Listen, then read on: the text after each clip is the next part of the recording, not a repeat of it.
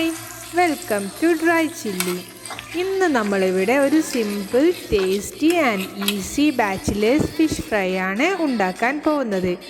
ഒരു ചട്ടിയിലേക്ക് 1 table spoon ഇഞ്ചി വെളുത്തുള്ളി പേസ്റ്റ്, 1 ടീസ്പൂൺ മഞ്ഞൾപ്പൊടി, 2 ടേബിൾ സ്പൂൺ മുളക് പൊടി, 1 ടീസ്പൂൺ കുരുമുളക് പൊടി, ആവശ്യത്തിന് ഉപ്പ്, ചെറുതായി അരിഞ്ഞു വെച്ചിരിക്കുന്ന കറിവേപ്പില, ഒരു നാരങ്ങയുടെ നീര് 1 ടീസ്പൂൺ, 2 ടേബിൾ സ്പൂൺ വെളിച്ചെണ്ണ. ഇവയെല്ലാം ചേർത്ത് ഈ മസാല നന്നായി ഒന്ന് കൂട്ടി യോജിപ്പിച്ചെടുക്കുക. എല്ലാ മസാലയും ഒരുമിച്ച് വന്നതിന് ശേഷം നമ്മൾ നന്നായി കഴുകി വൃത്തിയാക്കി വെച്ചിരിക്കുന്ന മീൻ കഷ്ണങ്ങൾ അതിലേക്ക് ഇടുക. ഏത് മീൻ വേണമെങ്കിലും നിങ്ങൾക്ക് എടുക്കാം. ഞാൻ ഒരു 4 കഷ്ണം മീനാണ് എടുത്ത് വെച്ചിരിക്കുന്നത്. ഈ മീന് ഈ മസാല നന്നായി തേച്ച് പിടിപ്പിക്കുക.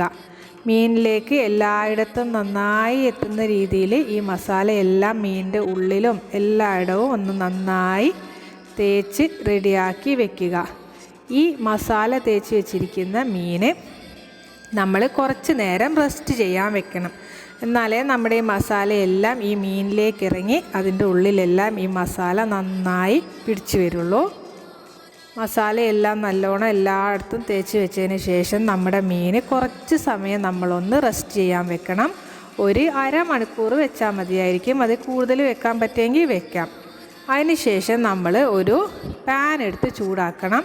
ഞാൻ നല്ല ഒരു കല്ലിൻ്റെ ചട്ടിയാണ് ഇവിടെ എടുത്തിരിക്കുന്നത്. കല്ലിൻ്റെ ചട്ടിയിൽ നമ്മുടെ മീനിന് നല്ല ഒരു ടേസ്റ്റ് വരും.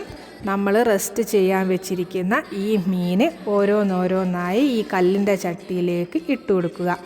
ഈ കല്ലിൻ്റെ ചട്ടിയിൽ പൊരിക്കുന്ന മീൻ എല്ലാം അതിൻ്റെ മസാല എല്ലാം നല്ല രീതിയിൽ പിടിച്ച് നല്ല ഒരു ടേസ്റ്റിലായിരിക്കും കൽച്ചട്ടിയിൽ നമ്മൾ മീൻ ഫ്രൈ ചെയ്താൽ ഉണ്ടാവുക. അതിൻ്റെ മുകളിലേക്ക് നിങ്ങളുടെ കയ്യിൽ കുറച്ച് കറിവേപ്പില ഉണ്ടെങ്കിൽ ആ കറിവേപ്പിലെല്ലാം അതിൻ്റെ മുകളിൽ കൂടെ ഒന്ന് ഇട്ട് കൊടുക്കണം.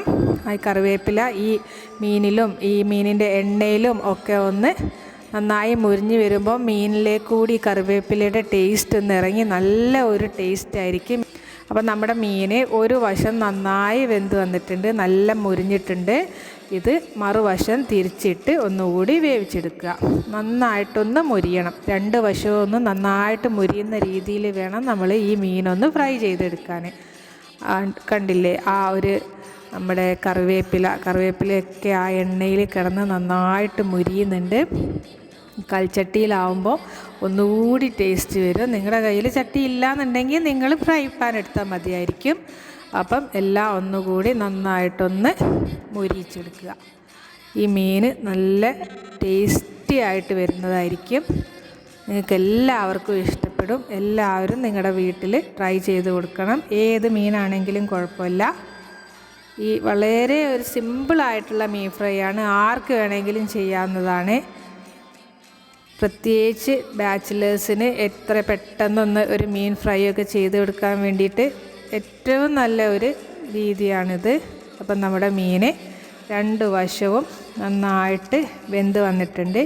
ഈ മീൻ നമ്മൾ ഒരു സെർവിങ് ട്രേയിലേക്ക് മാറ്റാം. വളരെ ഈസിയും വളരെ ടേസ്റ്റിയുമായിട്ടുള്ള ഒരു ഫിഷ് ഫ്രൈ ആണ് നമ്മൾ ഉണ്ടാക്കിയിരിക്കുന്നത്. കണ്ടോ, മീനിൻ്റെ 2 വശവും നന്നായിട്ട് മുരിഞ്ഞ് വന്നിട്ടുണ്ട്. നല്ല ഒരു കളറും നല്ലൊരു ടെക്സ്ചറും ഒക്കെയാണ് നമ്മുടെ ഫിഷ് ഫ്രൈക്ക് ഇവിടെ ഉള്ളത്. അപ്പം നമ്മുടെ മീൻ റെഡിയായി. ഈ മീൻ നമ്മൾ ഒരു സെർവിങ് ട്രേയിലേക്ക് മാറ്റിയെടുക്കാം.